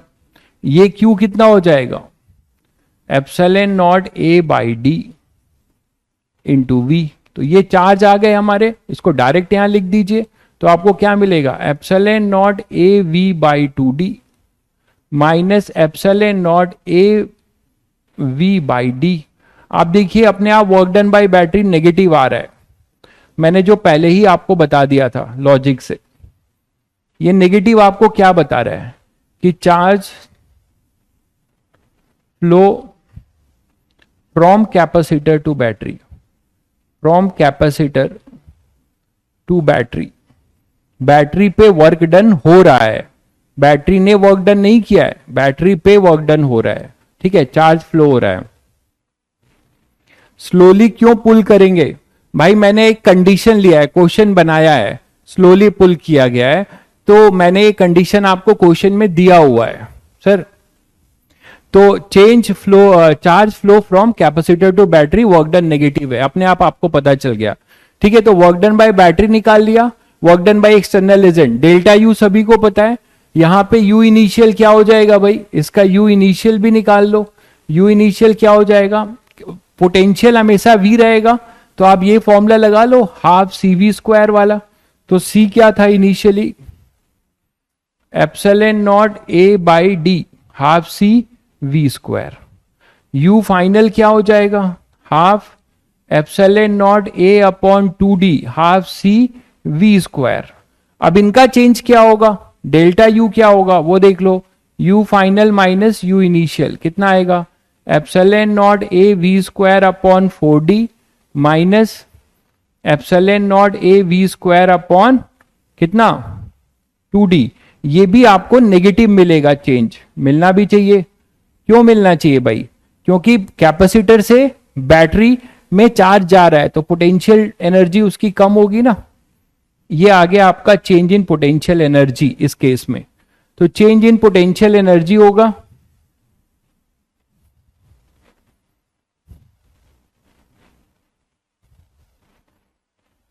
अच्छा यहां वी स्क्वायर होगा, हाँ सही कह रहे हैं, एक वी ये भी तो था, ठीक है, अब ठीक है वी स्क्वायर होगा, तो यहां पे आएगा माइनस। अब आप आ जाइए अपने हीट के लिए, हीट इसका निकालना है, तो अपनी मेन इक्वेशन पे आइए, क्या था, work done by battery plus work done by F equal to delta U plus heat, यही तो था भाई। तो वर्क डन बाय बैटरी कितना निकाला आपने, वर्क डन बाय बैटरी आपने निकाला है minus epsilon naught A V square upon 2D। Work done by external agent कितना निकाला था, work done by external agent कितना निकाला था आपने, ये निकाला था epsilon naught A V square upon 4D, epsilon naught A V square upon 4D, यही तो एक्सटर्नल एजेंट का वर्क था भाई। तो epsilon naught A V square upon 4D, epsilon naught A V square upon 4D, ये external agent का work था।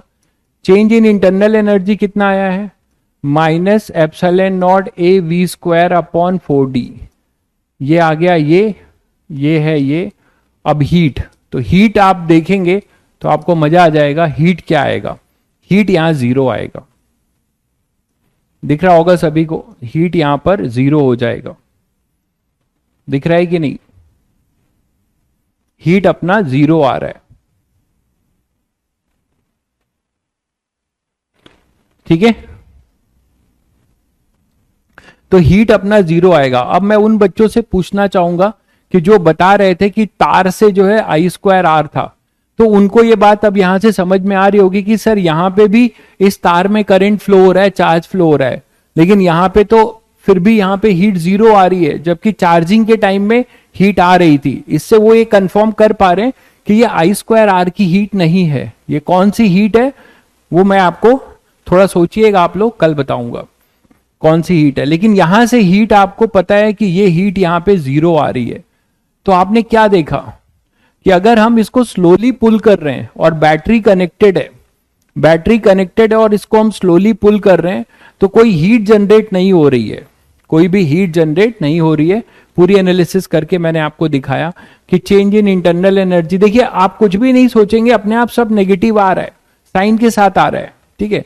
तो उसको आपने यहाँ इक्वेशन में पुट किया, तो इस केस में आपको दिख रहा है कि हीट आपकी क्या हो रही है, जीरो हो रही है, अगर आप इसे स्लोली पुल कर रहे हैं तो ये एक इंटरेस्टिंग क्वेश्चन था जिसमें बहुत छोटे छोटे क्वेश्चन पूछे जा सकते हैं, ठीक है। इंटीग्रेट करके आपने एक्सटर्नल एजेंट को निकाला, क्योंकि आपको पता है कि सिस्टम का फोर्स एक्स का फंक्शन बनेगा।